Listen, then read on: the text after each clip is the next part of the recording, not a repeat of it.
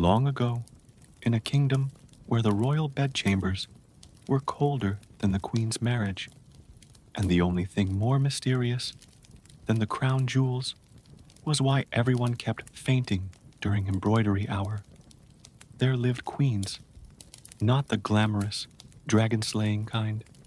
No, these were the queens who ruled with a raised eyebrow, a sharp tongue, and a suspiciously large collection of cats.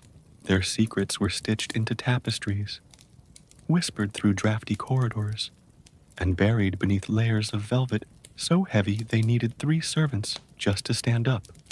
Tonight, we unravel their untold tales, not with drama, but with drowsy delight. So fluff your pillow, silence your scrolls, and prepare to be gently bored into bliss. And hey, before you drift off into medieval dreamland, don't forget to like, subscribe, and let me know in the comments which castle you're watching from. Is it the Tower of Bedtime, the Fortress of Fluff, or perhaps the Dungeon of Duvets? Either way, your royal snooze awaits. Our story begins with Queen Ethelfled of Mercia, a woman so formidable she once led armies into battle, and so sleep-deprived she once mistook a helmet for a soup bowl. Her advisors feared her not for her sword, but for her ability to deliver passive-aggressive compliments that could emotionally wound a Viking.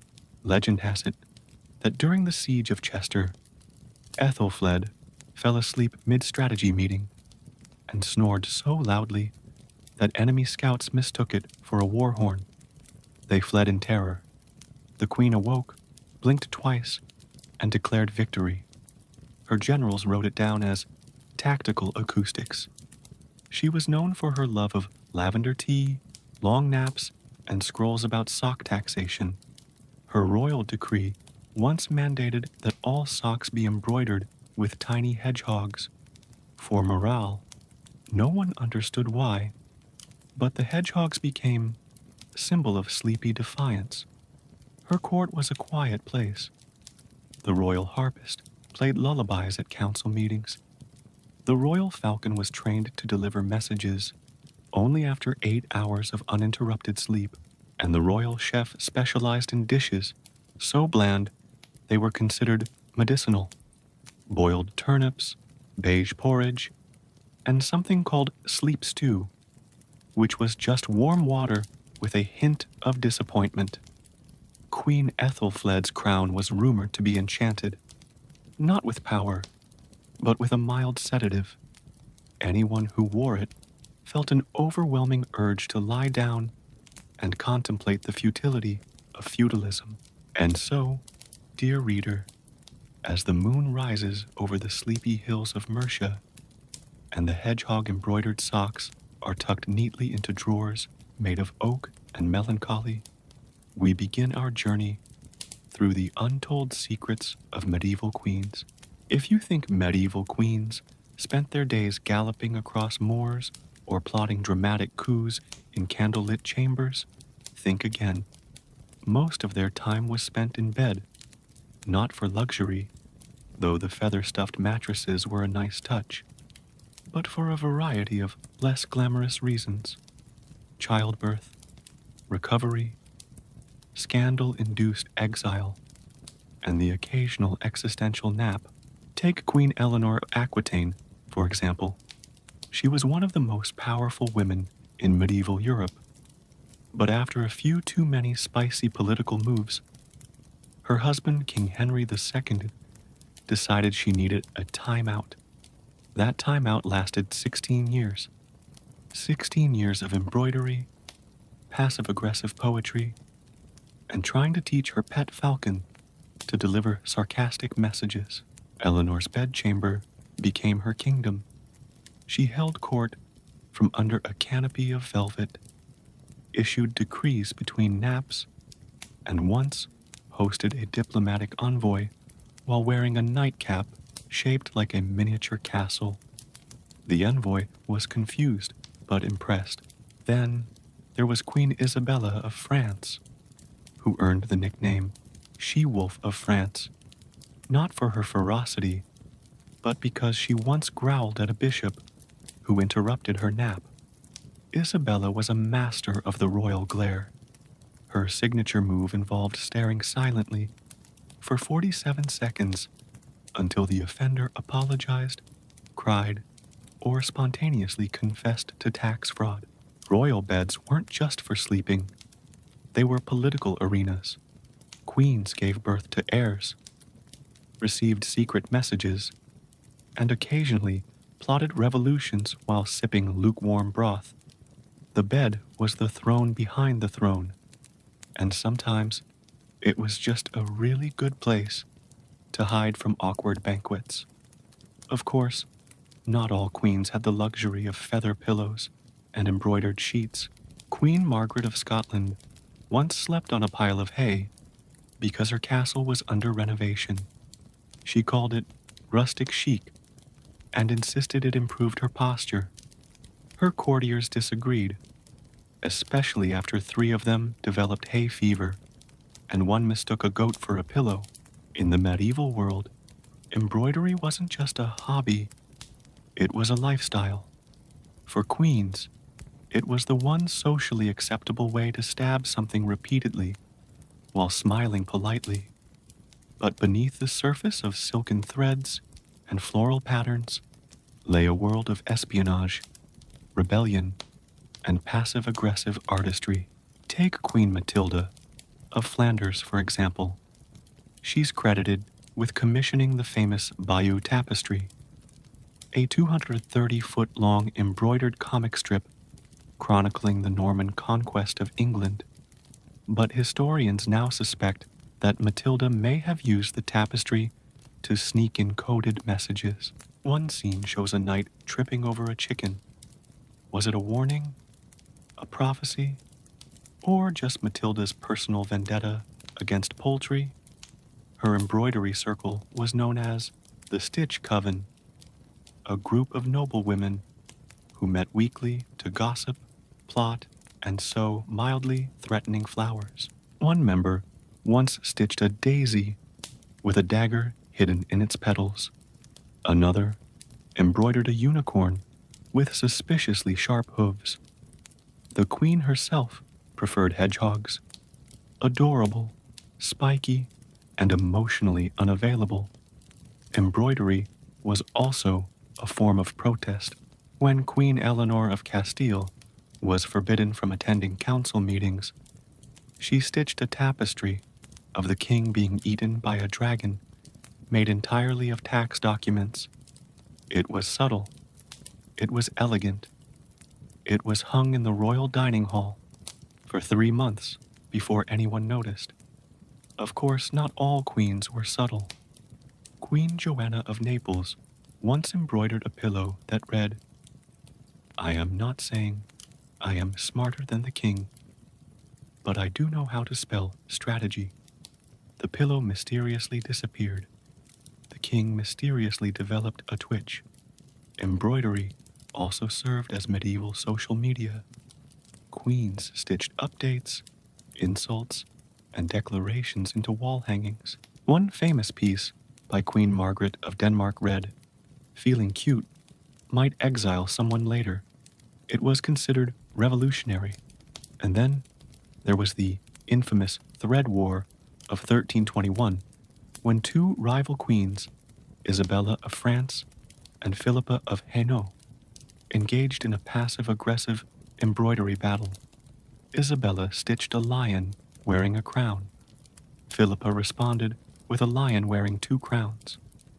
Isabella countered with a lion wearing 3 crowns and juggling scepters.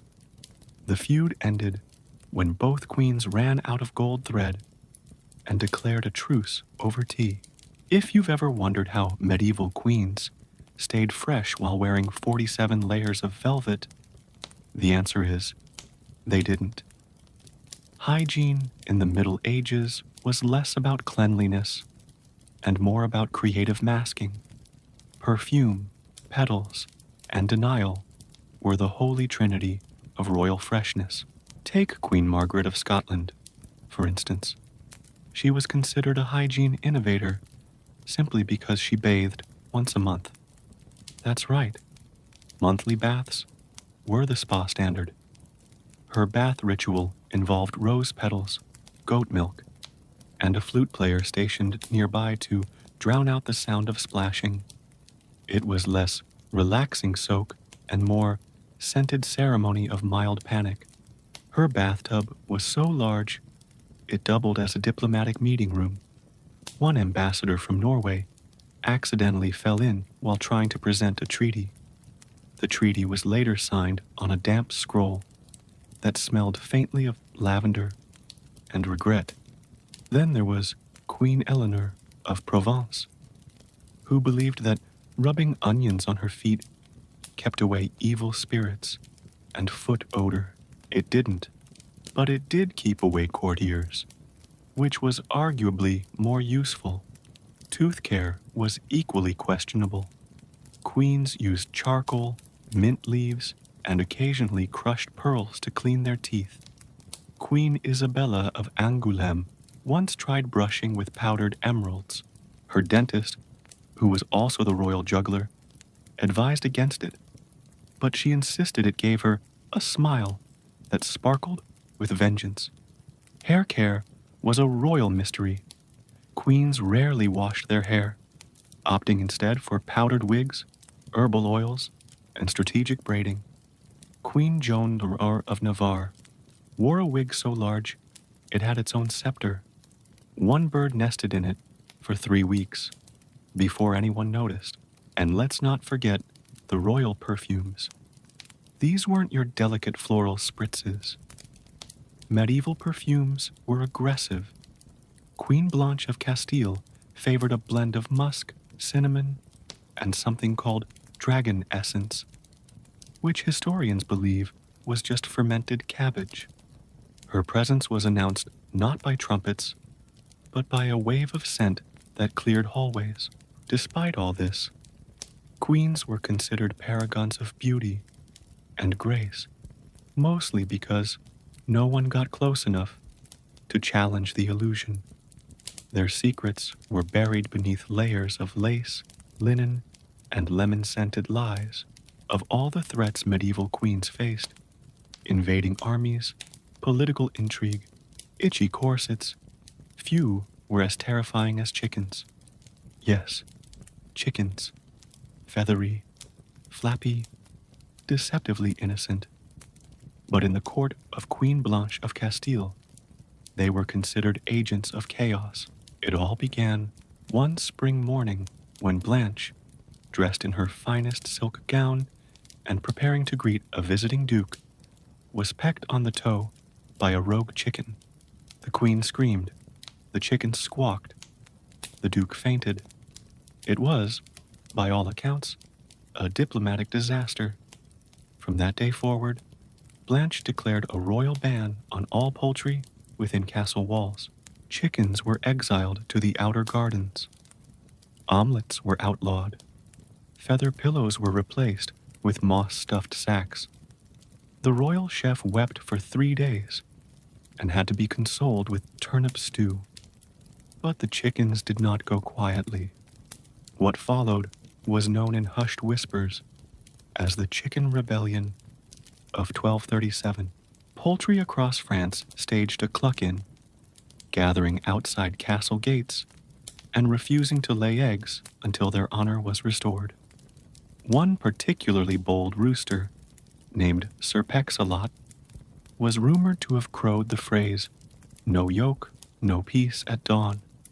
The rebellion escalated when a group of hens infiltrated the royal herb garden and trampled the thyme. Blanche was furious. She summoned her advisors and demanded a full investigation. The royal falconer was briefly imprisoned for suspicious bird behavior. Meanwhile, the Queen's embroidery circle began stitching anti-chicken propaganda. One tapestry depicted a chicken being chased by a hedgehog wielding a ladle. Another showed Blanche triumphantly holding an egg labeled justice. Eventually, peace was brokered by Queen Eleanor of Provence. who suggested a compromise. Chickens would be allowed back into the castle, but only if they wore tiny velvet slippers to prevent further toe-pecking. The chickens agreed. The slippers were adorable. The rebellion ended. To this day, historians debate whether the chicken conspiracy was a genuine uprising or just a case of royal overreaction. But one thing is certain: Queen Blanche never ate omelets again. She preferred her eggs hard-boiled, with a side of vengeance. In the medieval world, fashion wasn't just a statement, it was a full-body workout. Queens didn't wear gowns so much as they dragged them across the palace like velvet glaciers. The more fabric, the more power. The more embroidery, the more status. The more layers, the more likely you were to accidentally sit on a diplomat. Take Queen Isabeau of Bavaria, who once wore a gown weighing 87 pounds. It was made of velvet, brocade, and what historians believe was at least one curtain from the royal chapel. She couldn't walk unaided, so she was wheeled into court on a custom-built platform, pulled by 4 very confused goats. Her train was so long, it required its own footman. He was known as Sir Tug-a-Lot, and his job was to gently wrangle the fabric around corners, staircases, and startled courtiers. He later wrote a memoir titled Behind the Gown, My Life in Shadows. Then there was Queen Eleanor of Castile, who pioneered the layered look. Her outfits included undergowns, overgowns, side gowns, and something called a whimsy wrap, which was just a decorative scarf that served no purpose except to confuse visiting nobles. One ambassador mistook it for a treaty and tried to sign it. Fashion disasters were common. Queen Joan of Navarre once wore a gown so stiff she couldn't sit down for 3 days. She held court standing, leaning slightly to the left and issuing decrees through clenched teeth. Her advisors called it the tilted reign. Of course, these gowns weren't just heavy, they were dangerous. Queen Blanche of Castile's dress once caught fire from a nearby torch. She extinguished it by rolling on a tapestry depicting her own coronation. The symbolism was lost on everyone except the royal poet, who wrote a 47-stanza ode titled Flame and Fame. And let's not forget the accessories. Crowns were heavy, shoes were pointy, necklaces doubled as weapons. Queen Margaret of Denmark wore a necklace so large it had its own name, the Collar of Mild Regret. It jingled ominously whenever she turned her head. Despite all this, queens endured. They strutted, waddled, and occasionally toppled their way through history, wrapped in fabric, dignity, and a touch of madness. Their gowns were more than clothing. They were armor, status symbols, and portable thrones. In the grand halls of medieval power, where whispers could start wars, and a misplaced spoon could spark a treaty, one scandal stood above the rest, not for its political weight, but for its sheer gaseous audacity. It began at the Feast of St. Mildred, a royal banquet hosted by Queen Joan of Navarre, known for her elegance, wit, and unfortunate love of legumes. The menu that evening was ambitious: roasted boar, honeyed turnips, and a bean stew so potent it was later classified as a weapon by the royal apothecary. Joan, dressed in a gown embroidered with tiny griffins, each looking mildly disappointed, took her seat at the head of the table. The stew was served. The candles flickered. The court held its breath, literally and figuratively. Then it happened. A sound, subtle at first, like a mouse sneezing, then louder, like a trumpet played by someone who's never seen a trumpet. The room fell silent. A scribe dropped his quill. A knight choked on a parsnip. The royal falcon flew into a tapestry and refused to come out. Queen Joan, ever the diplomat, blamed the chair. The chair, being made of oak and centuries old, could neither confirm nor deny its involvement. The scandal was born. Rumors spread faster than plague. Some claimed it was a coded message to the French. Others believed it was a new form of royal punctuation. One bard wrote a ballad titled "The Wind Beneath Her Throne." It was banned in 3 kingdoms. The Archbishop of Canterbury demanded an inquiry. The royal physician suggested a diet of boiled water and quiet reflection. The bean stew was outlawed. The chef was reassigned to non-explosive vegetables. Queen Joan handled it with grace. She issued a decree declaring flatulence a sign of divine favor, citing ancient scrolls that no one could read because they were written in Old Windish. The court applauded nervously. From that day forward, royal banquets included silent intermissions, during which courtiers could excuse themselves to the Hall of Whispers. The bean stew was renamed the dish that shall not be named. In the glittering world of medieval royalty, few things were more sacred than the crown jewels, symbols of power, wealth, and the ability to blind visiting dignitaries with reflected sunlight. But not all jewels were created equal, and not all bowls were meant for ceremony. Enter Queen Adelaide of Italy, a regal woman with a sharp mind, a sharper tongue, and a tendency to misplace important objects. One fateful morning, during the feast of St. Cabbage, she was scheduled to present the ceremonial bowl of unity, a sacred artifact said to bring peace, prosperity, and mild indigestion. Unfortunately, the royal chamberlain had recently reorganized the treasury.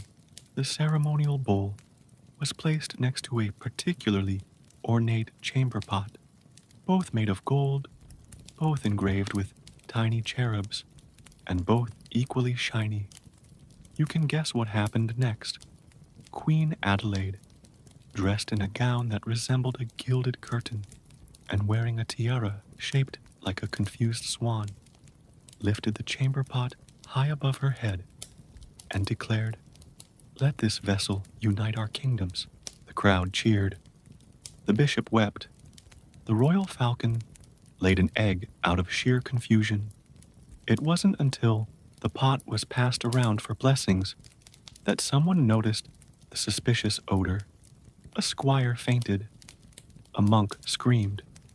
The pot was quietly removed and replaced with a bowl of turnip soup, which was declared symbolically sufficient.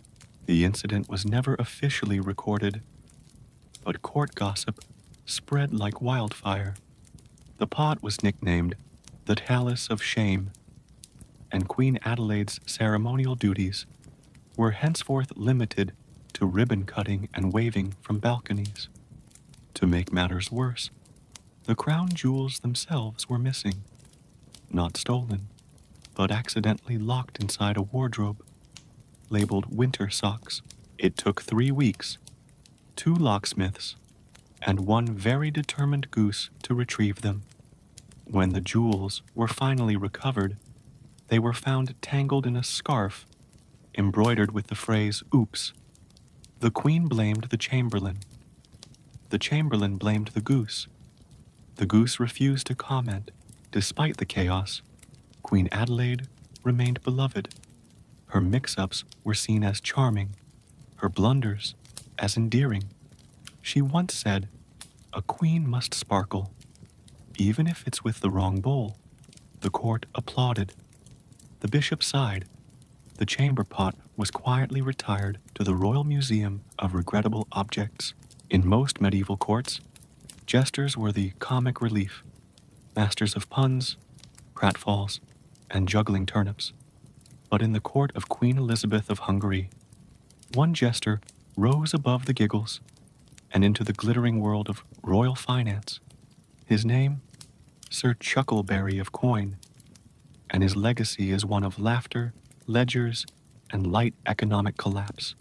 It all began when the royal treasurer retired after accidentally investing the kingdom's savings in a shipment of decorative spoons. Queen Elizabeth, ever the innovator, declared, "Let us try something new. Let the fool handle the funds." The court gasped. The jester bowed. The treasury trembled. Sir Chuckleberry's first act as treasurer was to replace all gold coins with wooden tokens featuring his face and the phrase, "Spend wisely, laugh loudly." Merchants were confused. Peasants were amused. Economists were horrified. He introduced a new tax system based on how funny your hat was. The taller the hat, the lower the tax. One noblewoman wore a hat so large it required scaffolding and was declared a minor fortress. She paid nothing. The bishop wore a modest cap and was taxed into oblivion. Inflation soared when Chuckleberry declared that jokes could be used as currency. One farmer paid his rent with a limerick about a goose. Another bought a cow with a knock-knock joke. The cow later sued for emotional distress. Queen Elizabeth, watching the chaos unfold from her velvet throne, was delighted. "The kingdom has never been so lively," she said, sipping tea from a goblet shaped like a duck, or so broke. Eventually, the treasury ran out of actual money. Chuckleberry proposed a solution: a national comedy festival to raise funds. Tickets were priced in giggles. The event was a roaring success, though no one could agree on the exchange rate between snorts and chuckles. After 6 months of fiscal whimsy, the Royal Council gently suggested that perhaps a trained accountant might be better suited for the role. Chuckleberry agreed, but only after installing a statue of himself in the treasury, made entirely of unpaid invoices. He returned to jesting, richer in experience and poorer in math. The kingdom slowly recovered, though some merchants still accept puns as partial payment. And so, the tale of the jester treasurer became legend, a reminder that in the world of medieval queens, even fools could hold power, if only briefly, and with maximum confusion. In the annals of medieval warfare, few battles were as drowsy, disorganized, and deliciously confusing as the siege of Scilly Castle, led by none other than Queen Melisande of Jerusalem.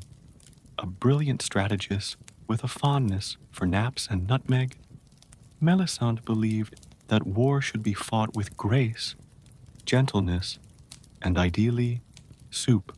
It began when a rival duke, Duke Grumblethorpe, of somewhere vaguely east, decided to claim Scilly Castle for himself. He arrived with 300 soldiers, 12 catapults, and one very loud trumpet player. Queen Melisande, upon hearing the commotion, sighed deeply, put down her embroidery, and declared, "Let us meet this aggression with broth and ballads." Her first line of defense, the royal choir of sleepy squires who sang lullabies from the battlements. Their harmonies were so soothing that 3 enemy soldiers fell asleep mid-charge. One curled up in a bush and began snoring. The trumpet player switched to harp. Next came the soup offensive. The queen ordered her cooks to prepare cauldrons of comfort stew, a mild blend of turnips, thyme, and emotional closure. The stew was ladled into golden bowls and delivered to the enemy camp by polite messengers wearing slippers. The soldiers, confused but hungry, accepted the offering. Morale plummeted. Nap rates soared. Duke Grumblethorpe, frustrated by the lack of resistance, demanded a proper battle. Queen Melisande responded by sending him a handwritten note that read, "Dear Duke, we are currently unavailable for conflict. Please try again after tea." It was signed with a doodle of a hedgehog wearing a crown. The Duke attempted a final assault, but his troops were too relaxed. One knight refused to fight until he finished his embroidery. Another insisted on a pre-battle foot soak. The catapults were repurposed to launch pillows.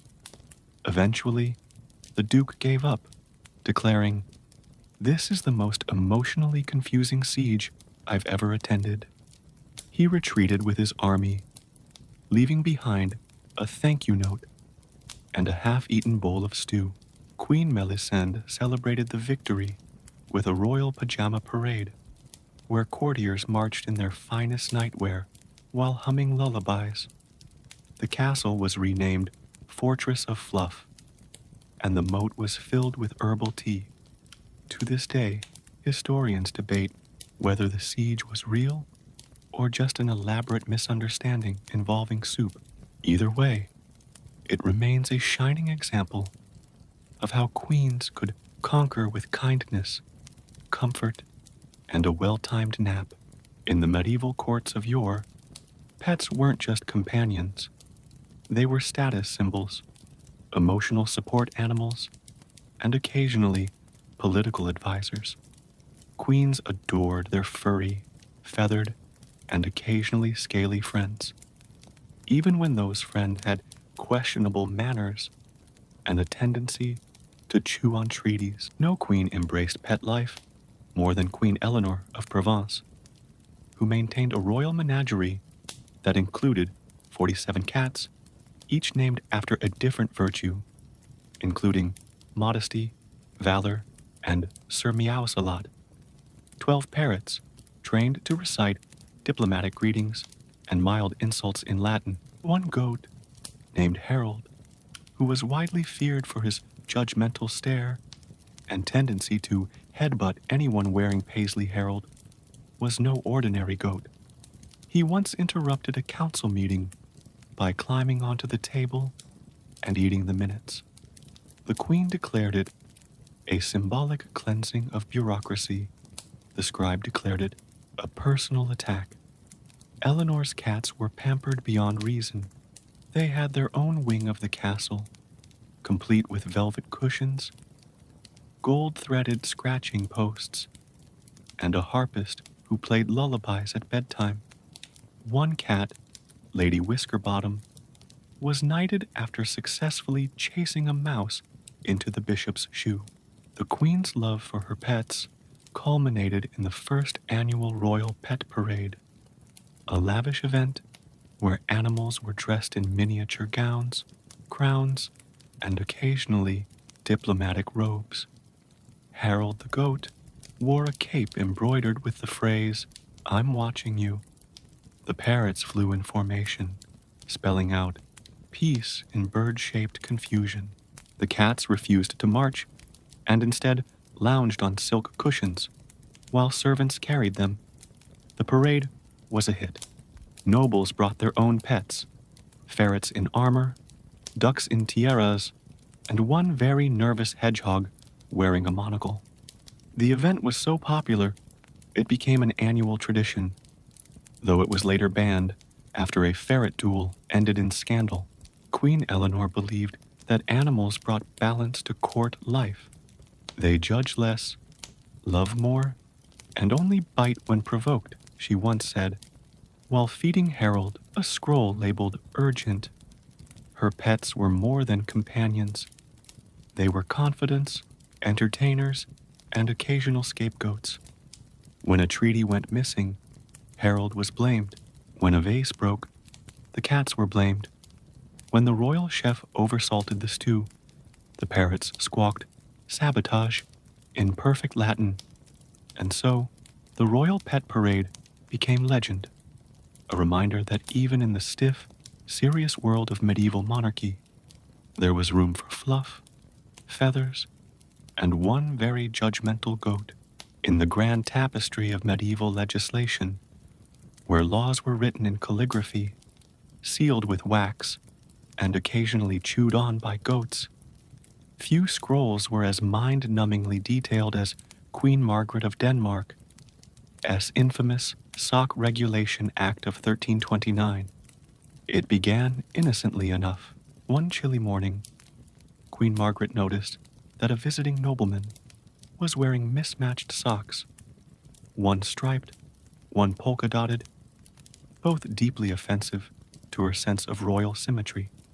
She gasped. The court gasped.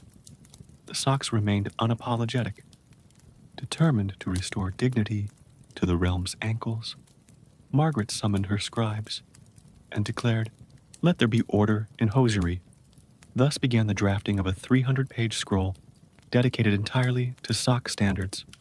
The law included sock length requirements based on social rank: peasants, ankle, nobles, calf, royal advisors, knee-high with tassels, approved sock colors including royal beige, diplomatic gray, and battlefield mauve, seasonal sock etiquette such as wool in winter, linen in summer, and ceremonial silk for awkward family dinners, a ban on toe socks, which were deemed witchy and suspicious.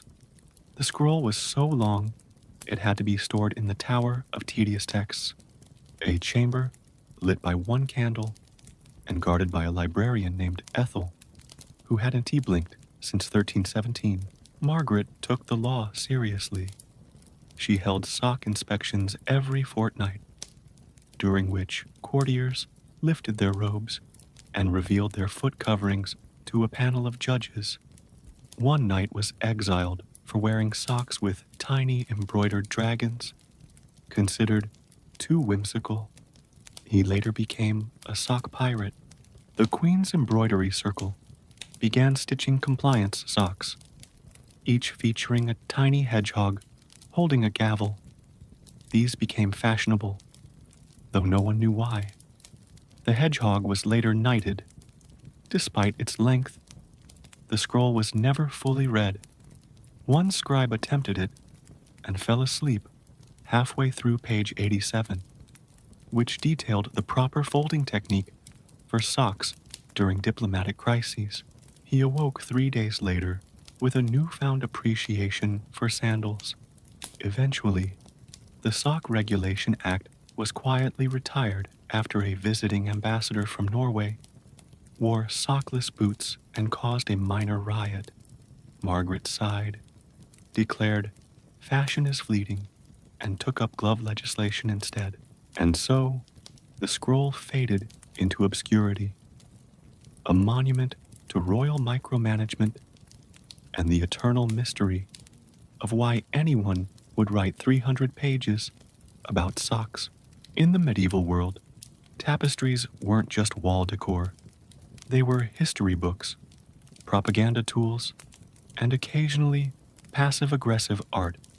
Queens used them to immortalize victories, celebrate alliances, and subtly roast their enemies with thread. But sometimes, the needle slipped, and the truth got stitched in. Enter Queen Matilda of Boulogne, a skilled embroiderer with a sharp eye and an even sharper sense of humor. She was tasked with creating a grand tapestry to commemorate her husband's coronation, a majestic scene of knights, nobles, and one very shiny crown. Matilda worked tirelessly, stitching by candlelight, sipping lukewarm broth, and muttering things like, "Why does he always squint like that?" And "No one told me chainmail was this hard to render." Her embroidery circle, known as the Royal Stitchers of Mild Regret, offered moral support and occasional snacks. The tapestry was unveiled with great fanfare. Trumpets blared, courtiers gasped. The bishop blessed it, and then someone noticed the king's head, specifically his bald spot. There it was, in glorious detail, gleaming in the sunlight, surrounded by embroidered birds that seemed to be circling it like a shiny target. The king previously thought to possess a full head of regal curls, stared in horror. A scribe fainted. A noblewoman giggled. The royal falcon flew into a wall. Matilda, ever composed, claimed it was a symbolic representation of wisdom. The court wasn't convinced. The king demanded a revision. Matilda offered a hat. The tapestry was quietly moved to a less prominent hallway, between the broom closet and the chamber of forgotten decrees. Visitors were told it depicted an abstract concept of leadership. The bald spot was renamed the Halo of Humility.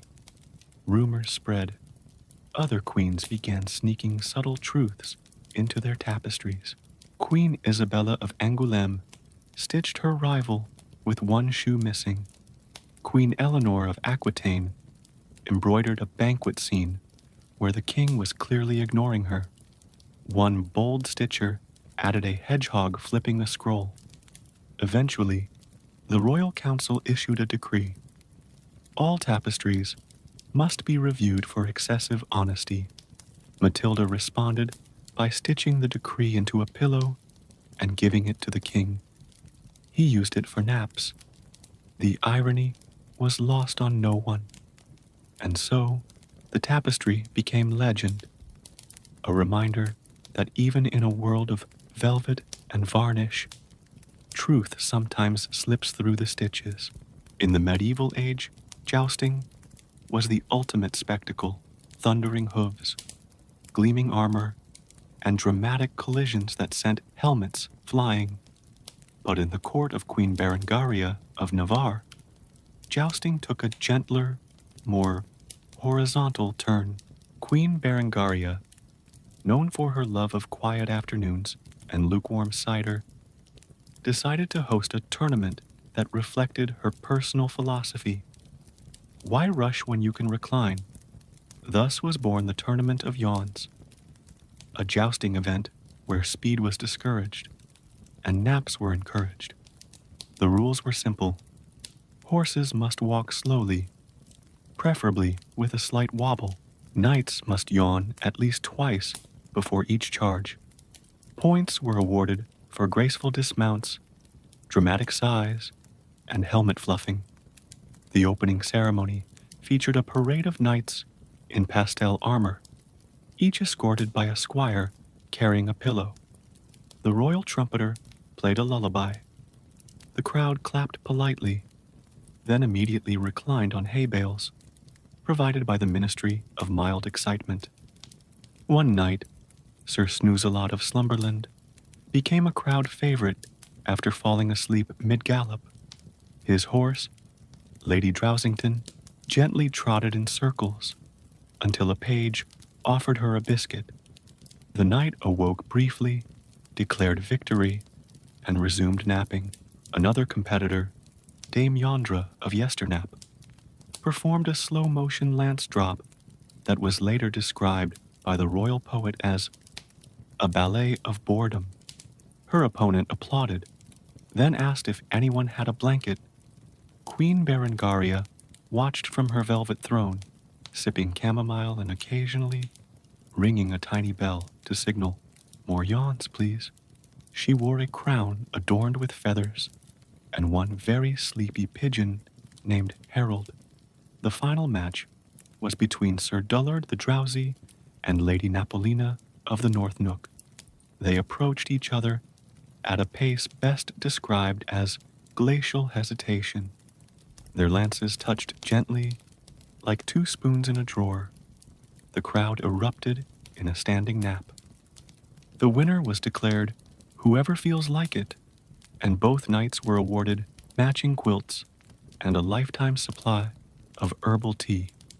The queen declared the tournament a triumph and immediately commissioned a tapestry titled The Tilt of Tranquility. To this day, the Tournament of Yawns remains the only jousting event where no one was injured, everyone was well rested, and the horses received foot massages afterward. In the grand kitchens of medieval castles, where cauldrons bubbled, herbs wilted, and chefs wept quietly, into their ladles. Few culinary texts were as infamous as Queen Isabella of Angoulême set the regal table, recipes for the emotionally constipated. The cookbook, bound in leather and mild disappointment, featured over 300 recipes, all of which involved boiled turnips, turnips with thyme, turnips with vinegar, turnips with regret. One recipe simply read, "Boil until you question your life choices." Queen Isabella, known for her stern palate and deep distrust of seasoning, believed that flavor was a distraction from virtue. "Let the tongue suffer, so the soul may soar," she once declared, while sipping a broth so bland it was later used as a diplomatic punishment. The cookbook included royal beige stew, a mix of turnips, beige beans, and beige thoughts, porridge of penance, oats boiled in silence, served with a single raisin, optional. The Queen's quiet quiche, a crustless, cheeseless, joyless dish that was technically edible. The book was distributed to noble households across the realm. Reactions were mixed. One duke used it as a doorstop. A bishop tried to exorcise it. A squire mistook it for a training manual and attempted to joust with a ladle. Sales were abysmal. Only 3 copies were sold, one to a confused librarian, one to a goat accidental, and one to Queen Isabella herself, who claimed it was a triumph of restraint. The royal chef, Sir Basil of Blantyre, was tasked with preparing meals from the book. He lasted 2 weeks before fleeing to a monastery that specialized in spicy lentils. His replacement, Lady Parsnip, introduced a daring new ingredient, salt. She was promptly exiled.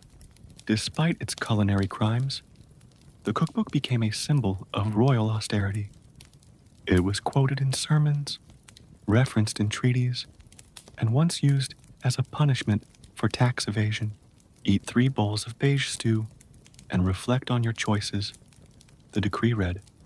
Eventually, the cookbook was retired and replaced with a pamphlet titled How to Pretend You Enjoy Turnips.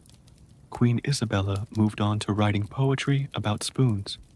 It was equally unpopular, and so the regal table remains a cautionary tale, a reminder that even queens can overboil their ambitions. In the grand halls of medieval castles, where tapestries hung like judgmental curtains, and every echo sounded vaguely accusatory, few structures were as talkative as the walls of Windsor Castle, or at least, that's what Queen Philippa of Hainault believed. Philippa, a queen of grace, wisdom, and a mild obsession with acoustics, was convinced that her castle walls were whispering, not metaphorically, literally. She claimed they murmured secrets, sighed in Latin, and once hummed a lullaby during a thunderstorm. It began one winter's eve when Philippa, wrapped in 14 layers of velvet and sipping lukewarm mead, heard a faint voice near the fireplace. "Did you hear what the bishop said about the soup?" the wall allegedly whispered. Philippa gasped. The bishop choked on a crouton. The wall remained suspiciously silent. From that moment on, the queen held wall listening sessions every Tuesday. Courtiers gathered in silence while Philippa pressed her ear to various stones and nodded solemnly. One squire claimed to hear a wall say, "Nice hat," but it turned out to be the parrot. The queen's advisors were concerned. The royal architect, Sir Mortar of Brickshire, insisted the walls were simply settling. Philippa disagreed. She believed they were settling scores. She ordered the installation of gossip dampeners, tiny velvet squares nailed to the corners of each room. They did nothing, but they looked fabulous. Eventually, Philippa began assigning personalities to each wall.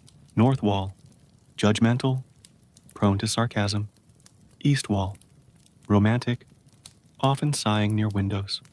West wall, passive-aggressive, once made a tapestry fall during a tense dinner. South wall, chill, probably into poetry.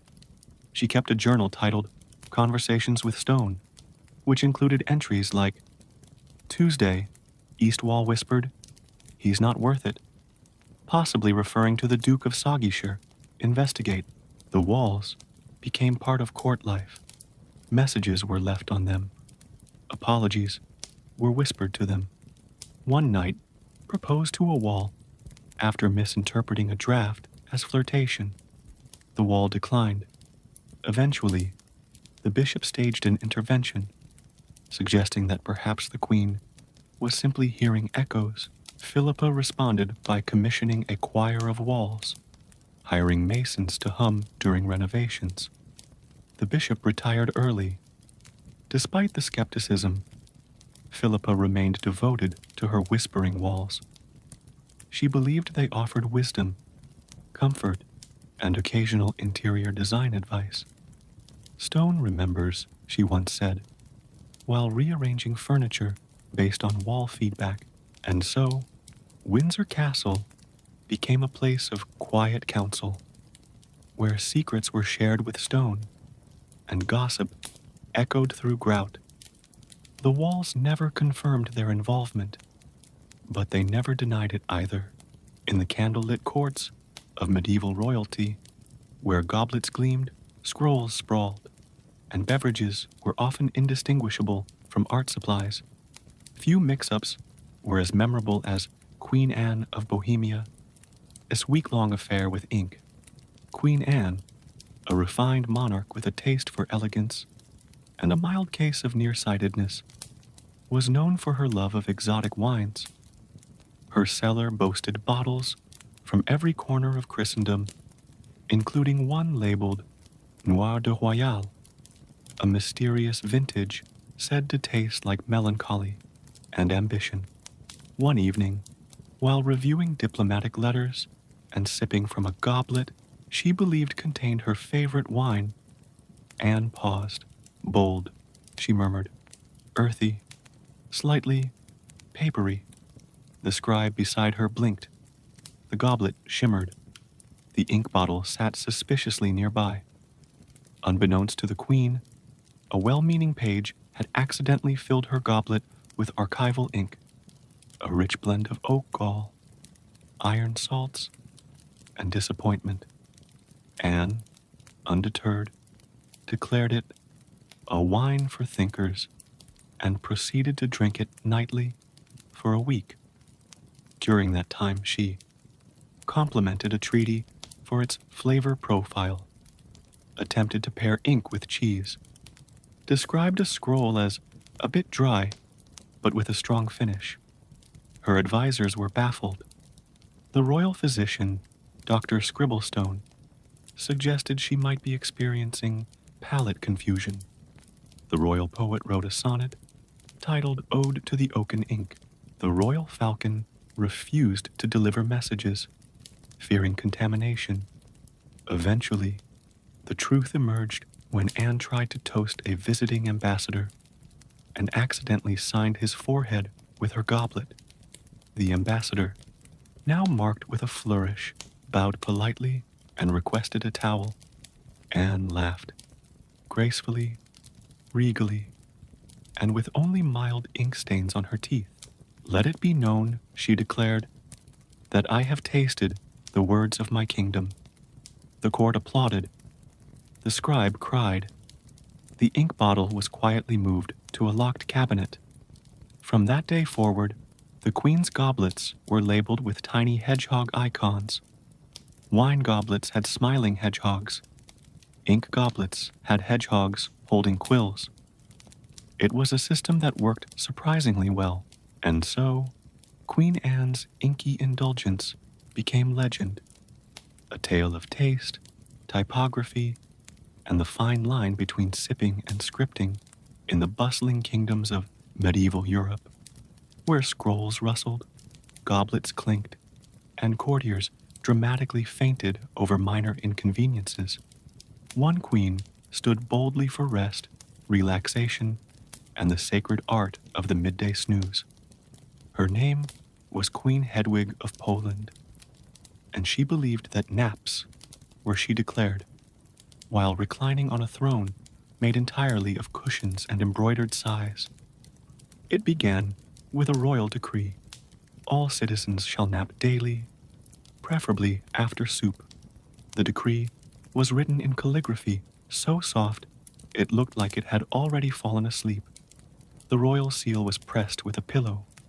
The kingdom embraced the new law with gusto. Shops closed at nap o'clock, which was sometime between lunch and existential reflection. Knights carried travel pillows into battle, just in case. Scribes wrote in drowsy cursive, which was illegible but soothing. The royal falcon was trained to deliver messages only after a 20-minute power nap. Queen Hedwig led by example.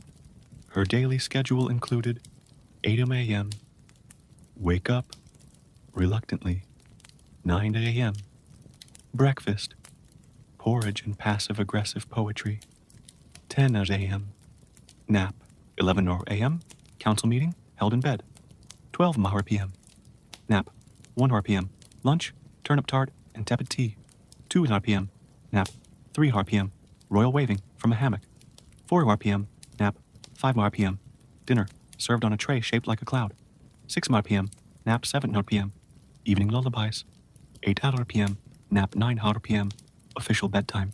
The Queen's embroidery circle stitched nap now, rule later into tapestries.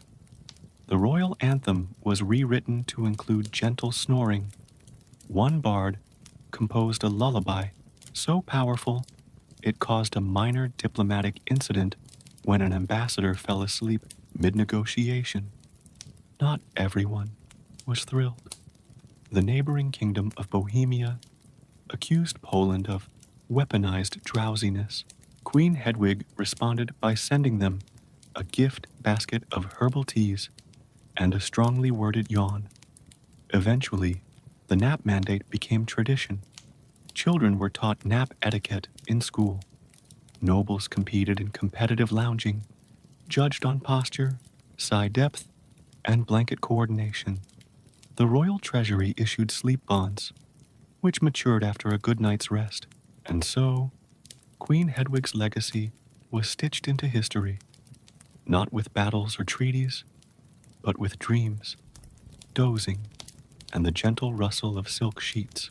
In the medieval courts, where flattery was currency and portraits were propaganda, few artistic endeavors were as risky as painting a queen.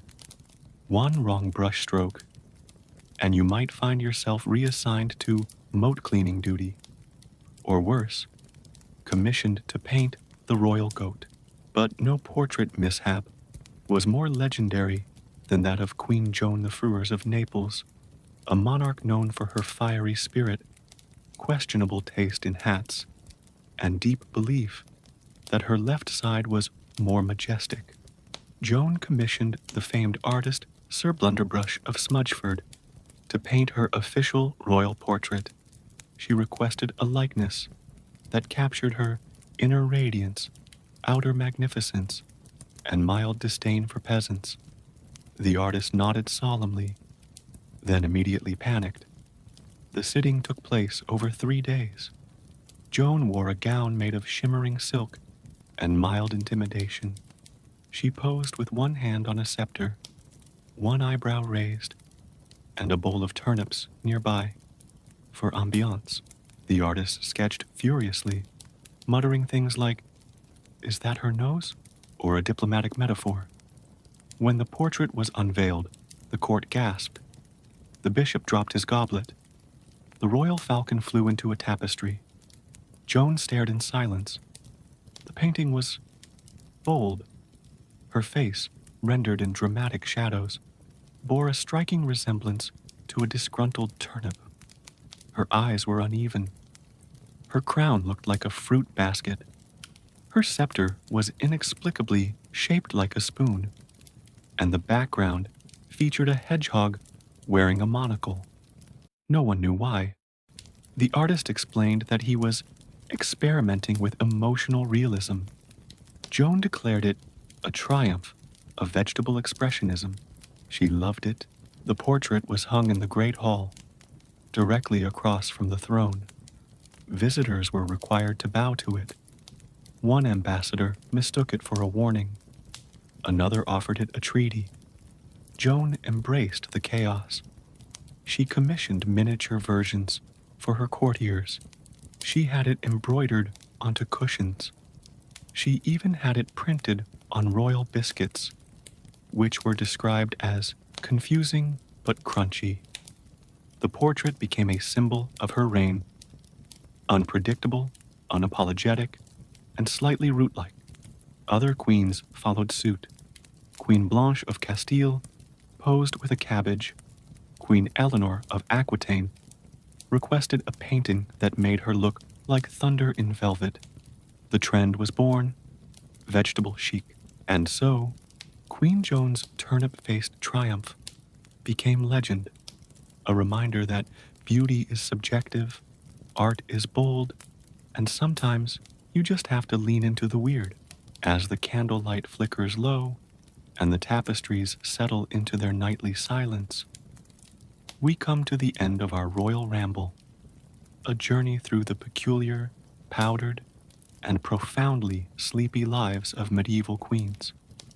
They ruled with embroidery needles, soup ladles, and passive-aggressive decrees. They wore gowns heavier than their political burdens, hosted tournaments slower than molasses, and once banned chickens for reasons best left unexplored. They whispered to walls, drank ink with dignity, and declared naps a national treasure. Their secrets weren't carved into stone or sung by bards. They were tucked into hedgehog-embroidered cushions, stitched into tapestries with too much honesty, and buried beneath layers of velvet and mild confusion. And though history may remember their crowns and conquests, we've uncovered the softer truths, the turnip recipes, the slippered poultry, the goat named Harold, who judged everyone equally. So, as the castle gates creak closed and the royal cats curl into their velvet thrones, let us honor these queens, not for their grandeur, but for their glorious oddities, for their sleepy sieges, their sock laws, and their unwavering commitment to naps. You've wandered through 20 chapters of gentle chaos, embroidered espionage, and soup diplomacy. You've met queens who ruled from bed, who jousted in slow motion, and who turned portraits into vegetable tributes. And now, dear reader, it's time to lay down your own crown, fluff your pillow, and drift into dreams where hedgehogs wear monocles and every wall has something mildly sarcastic to say. Don't forget to like, subscribe, and let me know in the comments which royal dreamland you're watching from. Is it the kingdom of cozy, the realm of rest, or perhaps the empire of eternal exhale? Either way, good night, sleep softly, and may your dreams be embroidered with velvet and very slow horses.